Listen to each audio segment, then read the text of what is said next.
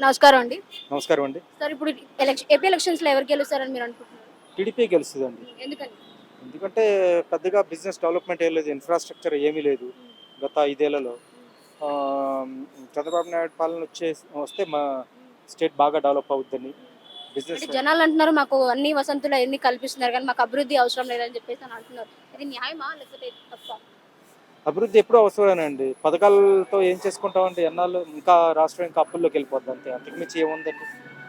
అంటే ఇప్పుడు జనాలు ఇప్పుడు అంటున్నారు అప్పుడు గతంలో జగన్ గారు ఈ ఓట్లు దొంగతనంగా ఏపించుకొని ఆయన పార్టీ గెలిపించుకున్నారు.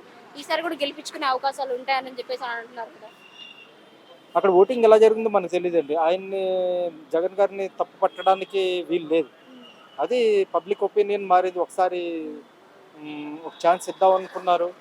ఈసారి కొత్త ప్రభుత్వం ఎలా ఉంటుందో చూద్దామని వాళ్ళు అనుకోని ఉంటారు. తప్పితే దొంగ ఓట్లు అని మాత్రం అనలేమండి. హ్మ్. ఇప్పుడు మరి పవన్ కళ్యాణ్ గారు కూడా వస్తున్నారు కదా పొత్తుతో. ఇప్పుడు దాని హ్మ్. గురించి మీరేమంటారు? గెలిచారా ఈసారైనా? ఏంటండి? పవన్ కళ్యాణ్ గారు కూడా ఈసారి పొత్తుతో వస్తున్నారు కదా! ఇప్పుడు ఈసారైనా గెలుస్తారని మీరు అనుకుంటున్నారా? గెలుస్తారండి. ఎందుకంటే మద్దతు ఉంది కదండీ. మళ్ళీ ఫ్యాన్ ఫ్యాన్ ఫాలోయింగ్ ఉంది ఆయనకి.